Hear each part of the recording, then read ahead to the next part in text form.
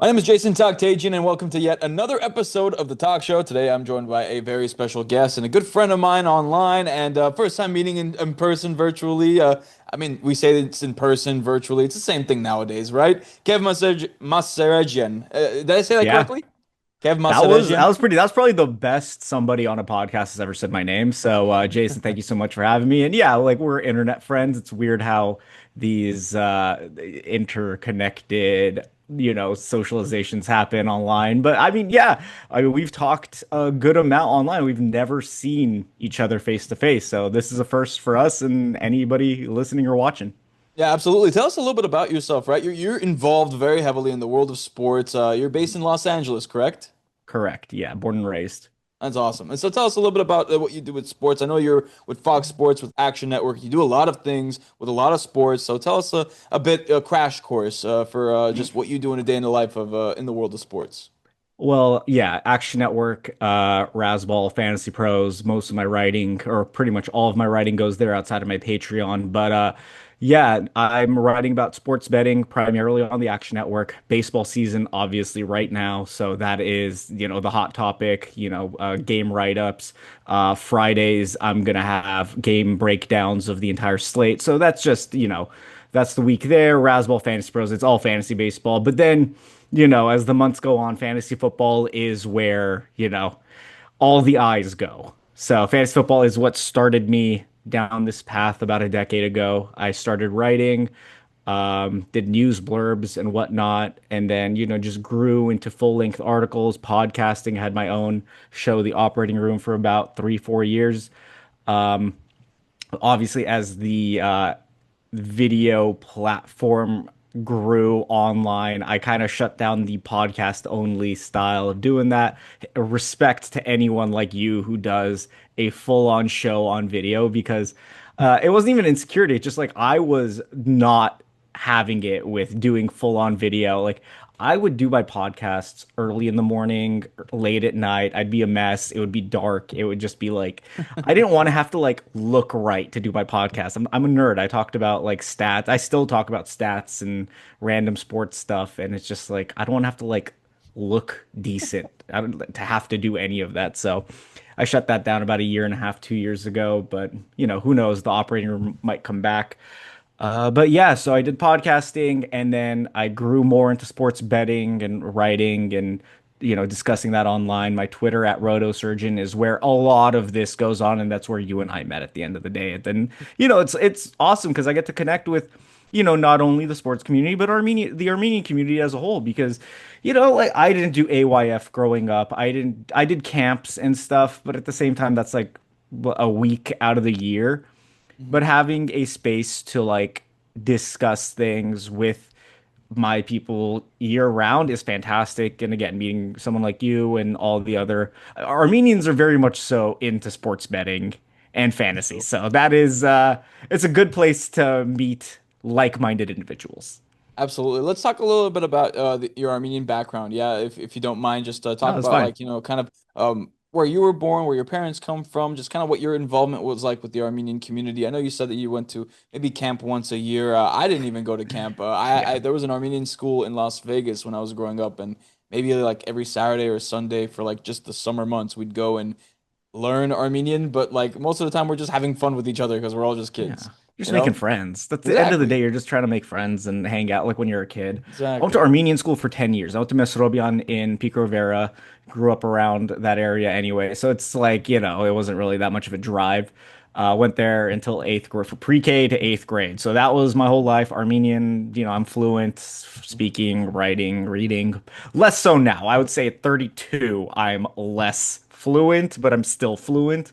Yeah. It's like I learned enough to not have to keep up regularly. But I definitely do need to re-up on speed reading, let's say. I can't do that as well. But I can't yeah, even no. read it. You know what? Credit to you. Oh I can't yeah. even read. I can't even write. I I can mean, again, speak, and sometimes it's Eastern, sometimes it's Western. Who knows? yeah, see, yeah, I get, oh, my parents, I'm a little bit of everything, half Halepsi from my dad's side, quarter Beirutsi, quarter Rusahai from my mom's side, or well, half she's half of each. I'm a quarter technically. But yeah, no, full Armenian in that sense. And I love the language. I visited in 2015. I would love to go back. If people go, I respect anyone who goes regularly. For me, it's like I'm terrified of visiting in the Middle East too often. I'm like, oh my God, I don't want to. There was a wedding in Lebanon from one of my friends, not like close friends, but like adjacent friends. They Mhm. invited me. I'm like, I don't know if I want to go to Lebanon right now. I was just like,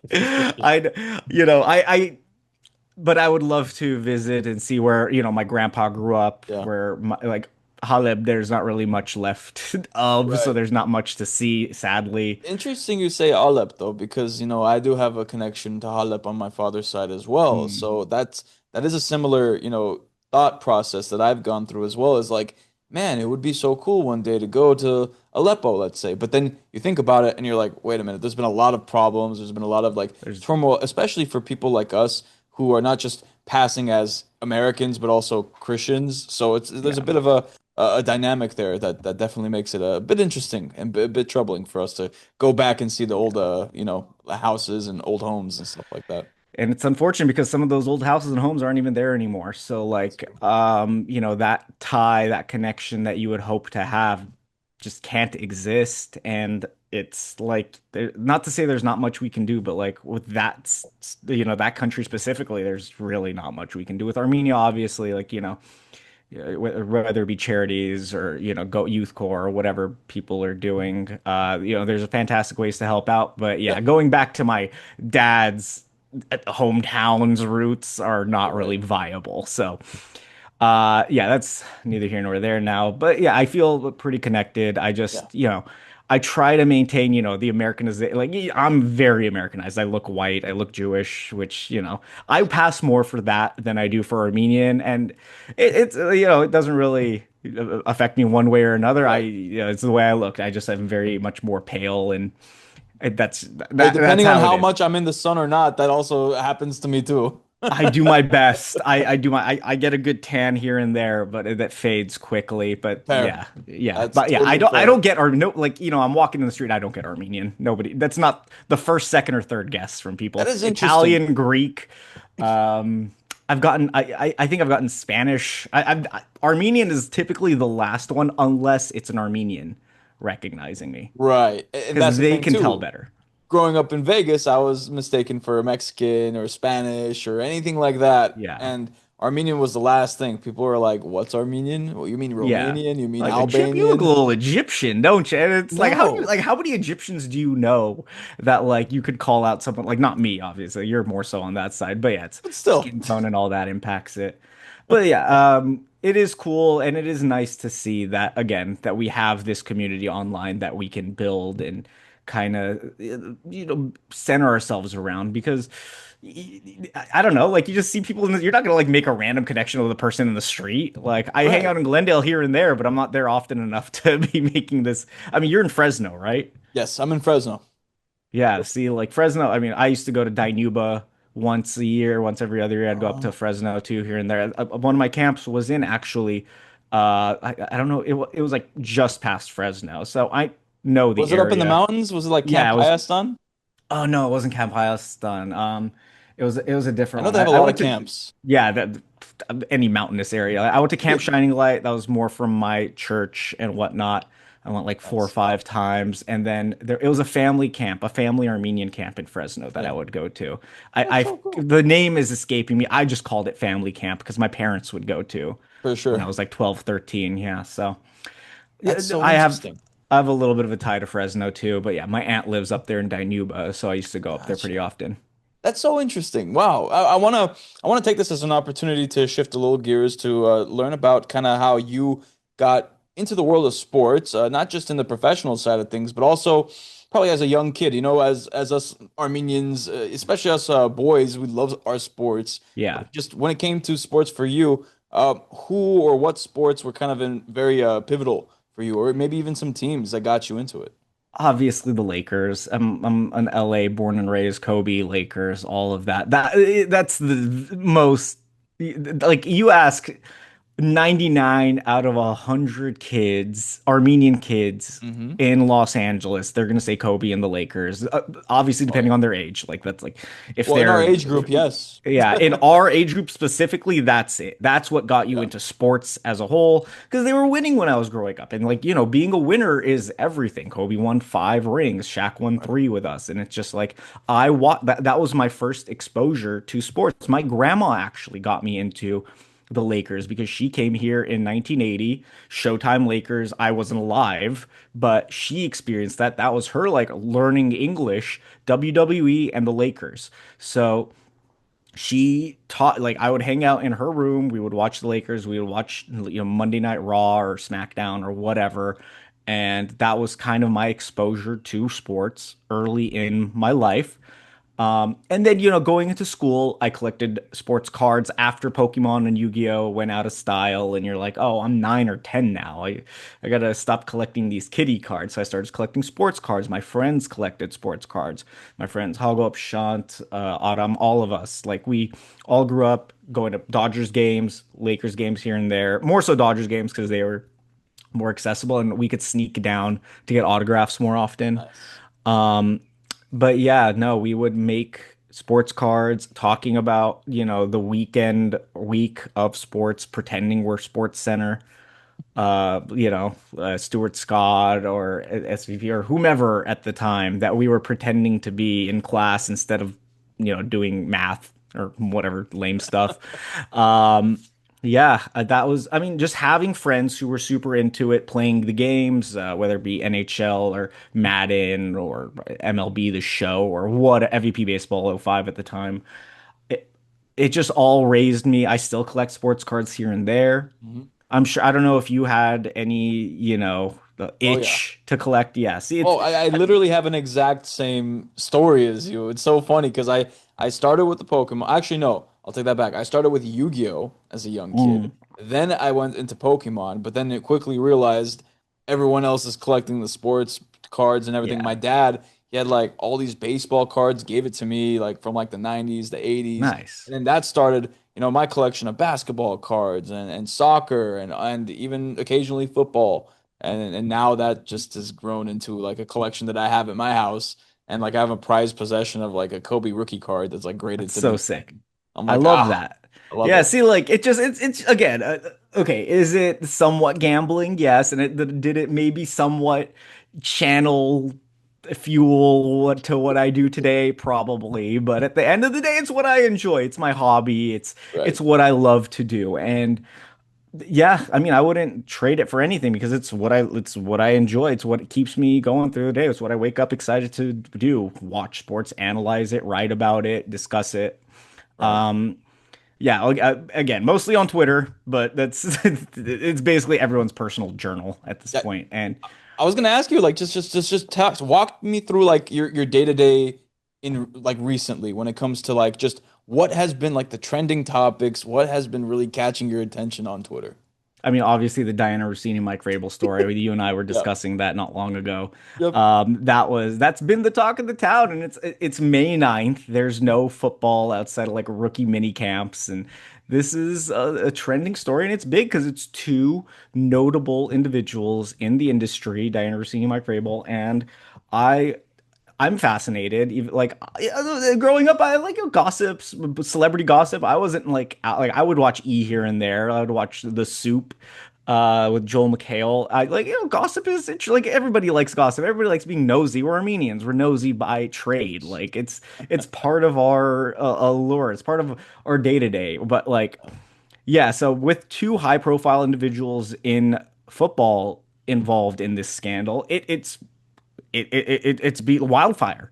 It's taken over, and you and I have discussed it, and it's still going, and more is coming out, and I wish there were like real sports things to talk about. Like I wish it was like we were talking about players and analyzing them and being like, Right. oh, this stat or that stat will make this rook or means this rookie will translate to being good. But it's a cheating scandal, and it's pretty bad actually because both parties were married, and there's an alleged love child potentially as part of it.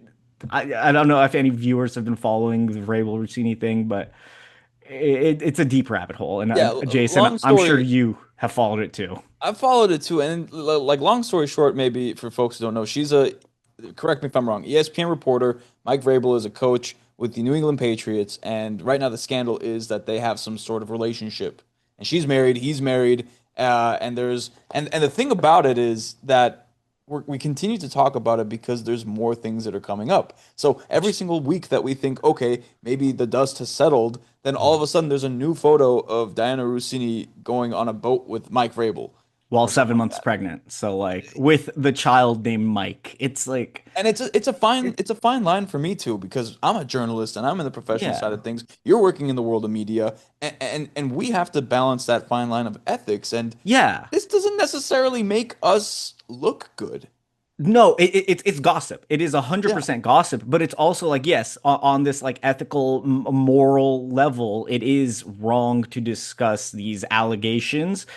But it's again gotten to the point where it's like smoke, fire. It's not just smoke. It's there's fire. There is a fire in front of us, and everyone's calling it out. And she was at ESPN. She was at ESPN a few years ago. She was at the Athletic and resigned. that's He had to take a day off from the draft, the players he's going to coach the third day, which is, the less important day of the 3 days. But at the same time, it's like he has a part in picking these players and he's away for family meeting, therapy, whatever, with his wife of 20 plus years. Look, I think you could throw morality and ethics out the window when they kind of throw this in your face like this and they're just kind of telling you they did it. yeah, And I don't think there's any sort of, there's no libel in this situation. You're just calling it like it is. for sure. My thing is it comes down to the integrity of the reporting. That's what it comes Mm, down to me is like if these allegations do turn out to be true and hmm all the things that are in front of us on social media that turn out to be true are true, then it tells us that, if she was getting inside information versus a journalist who's trying to bust their behind to get the information, same information, there's a conflict of interest. There's something Huge going conflict on of interest. that makes us as journalists as a whole, regardless, male, woman, whatever, not Yeah. look good because we're supposed to do this ethically. We're supposed to get our information ethically, not in a way of like bribing or doing this or doing that. And that's where No. it's like, you know, I have that fine line of, oh man, this is a really serious thing, but it's also indisputably funny on social media. Oh, it's the memes. I mean, I've had to partake, and it does get to a line where you're like, is this misogynist? But then you're like, you're also making fun of Vrabel in the situation. So it's like you're not really just piling on the woman in this case. The man is at fault. The man is honestly in the beginning more at fault because he Yes. was the married one at first. She was married after a few years in the relationship. I think after these are again alleged timelines as to where she was single, they hooked up while he was married. He's been married for 20 plus years. That's indisputable. She got married 2, 3 years after they started hooking up or after the first meeting, allegedly. And then she was married and then they continued hooking up. And it's like, well, I put more of an onus on the married person cheating more than the single person home wrecking, quote unquote, because it's like the married person should not be in any sort of way finding themselves in that situation where they are going to cheat. The single person, they don't owe the man's wife anything necessarily. Like they are just an individual being.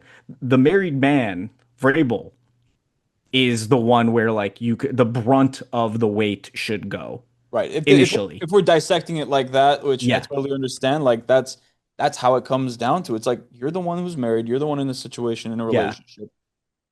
You're the one that's jeopardizing something versus the other person. But Yeah, then she's again, just you do looking to look hook at it. up. She's like Yeah. single, like she's having fun. And like Right. obviously she shouldn't home wreck. She shouldn't do that. But it's like the married guy shouldn't find himself in a situation to where that's possible. Yeah. Yeah. And like we said earlier, it turns into a firestorm, and you had some really like engaged tweets. Some of them I think combined for like over 1 million impressions. we've had a good few weeks over on Twitter. I wish the Elon bucks were a little higher, but that's neither here nor there. I don't know how to control that. Apparently, it has to do Yeah. with like verified engagement and whatnot. But I don't care honestly. We've Well, had a lot. We've had a firestorm of engagement. Like everybody says they don't care. It's fun to get likes. It's fun to get retweets. It's fun to get aggregated on Instagram. And you're just like, oh, cool. Something I said was made into a pretty decent meme, and it's fun. It's the internet is fun like that. There's a lot of bad on the internet, but when yeah, you get a little good, I'm sure you've experienced it as well. for sure. Whether it be backlash or just like, yeah, even sometimes just no response is worse than Hmm. a bad response. That too. Um, but at the same time, it's like we put ourselves out there. We're kind of putting ourselves in a situation to, potentially get backlash. Luckily, it seems like everyone is kind of on the same side here with this situation specifically. Yeah, it does seem like everyone has is on a consensus for this, so that's Yeah. for sure. I do want to make sure that we talk about some sports though. Oh, absolutely. I want to make sure. Actual Yeah, sports, right. The great transition, right? Because right now naturally. NBA playoffs are going on, the NHL playoffs are going on. NBA playoffs definitely been on my radar, especially as also a Laker fan, watching the Oklahoma City Thunder. At the time of recording, Game 3 is later in the day, so that's going to be interesting, right, Kev? I mean, what are you looking forward to? What stands out to you, despite the fact that it seems like there's no hope? I'm looking forward to the series being over. I know that sounds pessimistic, doomer, blah, blah, blah. Everybody's complaining about the refs. Everyone's complaining about one thing or another. Unethical basketball. Look, this is the reigning champion OKC Thunder. The Lakers were 16 and a half point underdogs heading into like each of these first two games, and they're 8.5 point underdogs at home. Who is surprised? Yeah, it was fantastic to see them keep it close. It was like a 4 or 5 point game in, I believe, the fourth, like middle of the fourth quarter. It was Yeah. awesome to see some fight. I was like into the game, but then it's just like they pulled away, and they were just making shots. We weren't making shots. The LeBron uh and one foul that should have counted before Reeves got the 3 point foul, which he missed, but he got the three free throws. It's like that would have cut it to 10. Hmm. That wasn't flipping the game at that point. None of these ticky tack situations are flipping the game. Okay, sorry, not to say ticky tack. Some of them are legit fouls. No, And for some of sure. the OKC flops or whatever you want to call them, yeah, sure. They lost by 20. A foul, yes, momentum. I get it. It's not changing the outcome. Yeah, well, that's not gonna the one foul. Yeah, will not change the Yeah, outcome, the especially two against a team fouls. like the Oklahoma City Thunder. I mean, at the end of the day, Lakers are undermanned. You can make an argument that the Thunder are also undermanned because of Jalen Williams, but I mean, they have the most backup and the deepest roster in the NBA that I can really think of in recent history. It's one of They, the best, and yeah, they have a lottery pick this year thanks to the Clippers. Shout out! I'm yeah. pretty sure it's Clippers or Jazz. No, Jazz No, it was have their. because of that Clippers and Warriors Yeah, it was the play-in Paul game where the George Clippers trade. lost. Still, returning getting the MVP of the league isn't good enough. Here's another pick in a loaded draft. Yeah. It's gonna definitely change a lot of rules, I think, in the NBA. Something's gonna come Yeah, the because lottery of this this. weekend is really, really huge because if that pick does somehow end up like top four, top five, it is ridiculous. It's just Oh, like it's gonna be crazy. I mean, part of me thinks, and I don't know, maybe I'm a delusional Laker fan, but because of all this complaining, Lakers might get one game on the Thunder in this two home games, but at the same time, it's very possible that the Thunder could just straight up sweep or gentlemen sweep their way to the finals. it's very likely that they're just gonna like get rid of the Lakers really quick. And like, what's one game gonna do? Okay, they have to fly over to OKC. We have to risk injury to Austin. It's like it's not Yeah. gonna change the series. And I hate to be this guy. It's just you're outmatched going. It's not a close series that is starting 2-0. It is a far and away advantage for OKC, and they are just handling business, and that's okay. Sometimes you're not as good as the best team, and they won the first series. They beat the brakes off the Rockets. Yeah. That was awesome. It's just like the Sixers beating the Celtics. That's your championship. That's enough for me. I mean, the only hope really that we have is that one corgi that predicts the basketballs dripping into Corgi's the. been on a bad run lately. I'll just say that. I think they picked the Super Bowl wrong or a couple of the football NFL match. I forgot, but Yeah, it's just like just you let's just gotta get. hope that the dog gods are in our favor. I don't know. I I just want to build around Luca, go into that next era. Aiton, shout out to Aiton playing well in these playoffs, but he's not a core piece. He's 7 foot, Reeves, but plays like he's 5 foot. he's had some moments. He's been rebounding well and finished okay. It's just like OKC. It's like they're built to stop everything. And Yeah. like not having a big who could protect the rim or shoot threes is so detrimental in the modern era. Um, Yep. yeah, so I just want to move on. LeBron, thank you so much. The 2020 championship, the bubble championship. I don't care what people say. That is very real in my eyes. I love LeBron. He's my GOAT. Yeah. But it's time to move on. It's time to head into the next era. That last series was fantastic. We'll just build around Luca, build around Reeves. Reeves, even I'm skeptical of as a core piece, but like, what are you gonna do? This is what we got. You don't think LeBron has earned at least one more season? With who? With The us? Lakers. To do what? Have the same outcome? I have no idea, but it's the It's not Lakers. even earn. It's like, does he want to be here? It's like half the more than half the season he was lethargic. Right. And then that makes you lethargic as a fan. I'd rather have a young core that is not to say exciting, but like, hopeful at Yeah, yeah, least. yeah. Because it's like I know they're not going to beat the Thunder this year. They're not going to beat the Thunder next year, and they're not going to beat the Spurs 2 years from now, unless they make these significant moves. Like who are we going to get? Giannis? Is that even going to move the needle in No, no, 2027? no, it's not. Maybe, maybe not. He might end up on the Spurs. And then it might be they can match Fox and Keldon for Giannis. I'm pretty sure that's a match. Yeah, I mean, yeah, getting rid of Fox because I mean, at this point, like Vassell and Castle are their guards. Like, you don't And then need Dylan Fox. Harper, the second overall pick. It's like like what can you do? Like Yeah. you're the Lakers did great with AD and LeBron. Hmm. They won their championship. Injuries suck. It happens, but I'm happy. Like as a fan, like not to say if I never see another championship in my life, I'm happy. But like I've seen enough in the last 20 years to where it's like I can go a little while without another championship, and I just wanted to do it. I just want them to build right. That's fair. That's fair. It's gonna be interesting to see because at the end of the day, it's the Lakers. It's this new ownership. I'm hoping for the best, even though as a Chelsea fan, I'm also very, very cautiously optimistic. I'm sure Dodger fans have a completely opposite way of thinking about it, but I have to be rational when it comes to a guy like Todd Bowley and all these other guys having so many different ventures. You're just hoping that they focus on the Yeah, Lakers. yeah. So, yeah, Cronky with the Rams. He got the Rams. He got the Avalanche. They're these multi-sport or multi team, franchise, whatever owners, sometimes they just lock in and figure it out. I mean, the Dodgers have just crazy money from right. Japan, obviously, with all of the players that they have from there, all the sponsorship, all the everything from there. And then their ownership group, which is just basically what private equity that's just funding it. It's like the Saudis in like you said, Chelsea and Oh yeah. City and it just funding the EPL. I don't know how you feel about Arsenal being in the UCL final now. I'm sorry for you, honestly. I know that probably hurts. As I'm long as I'm a they City lose. fan, As so long as they lose. yeah, I'm For I'm me, like living. the one thing that's getting me through is, it's better if Arsenal lose when they get all the way to the top than to lose soon enough. So Yeah, that's that's what's getting fair. me through.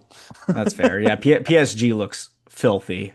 Oh yeah. That was such a good series with Bayern though. Like that was honestly that first game against That game was Bayern. insane. I'm I was so glad I was off that day. yeah, I was at work, but I get to watch sports at work. Shout out to Fox Sports, having Absolutely. access to multiple TVs and multiple screens. I mean, we all had that game on around noon, so that was fantastic. I mean, soccer is fantastic. I wish I had more of a passion for soccer in terms of like, tuning in at 4 a.m. on Sundays for EPL. But do you do that? Is that like something Oh yeah, you've? that's Yeah. 100% me. Like when it was the World Cup in Russia, I was still at home. I was in college, and it was summertime, so I was waking up. There was a period of time in the group stages where like the first game started at 2 in the morning on the West Coast, and the last game ended at 2 p.m. That's So I was awesome. just up all morning and all like noon basically.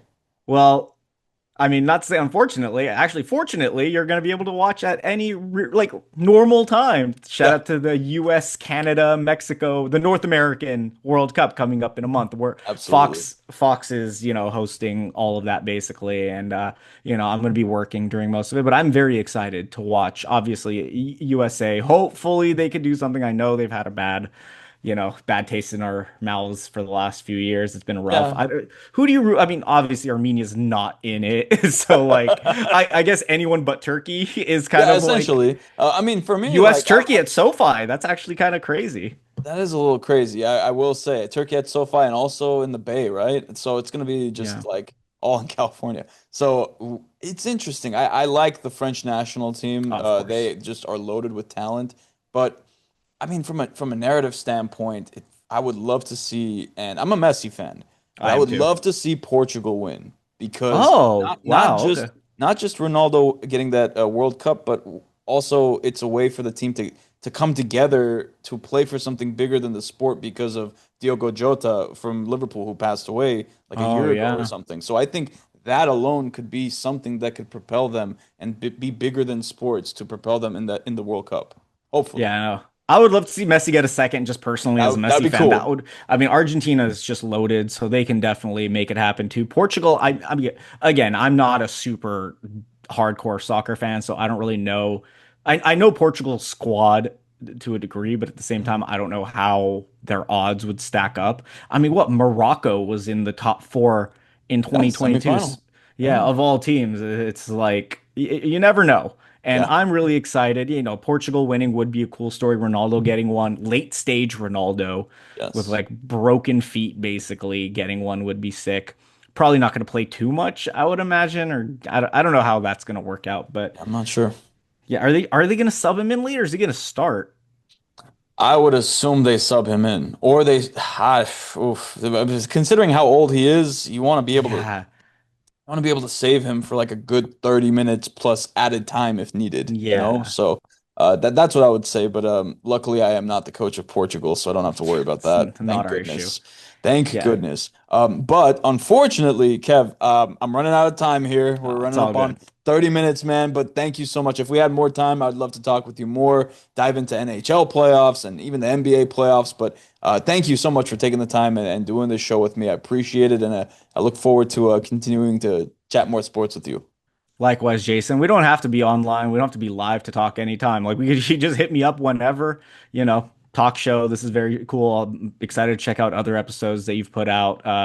Yeah, no, thank you for having me on. Looking forward to checking this episode out when it's out. And yeah, have a great weekend and I'm sure we'll talk soon.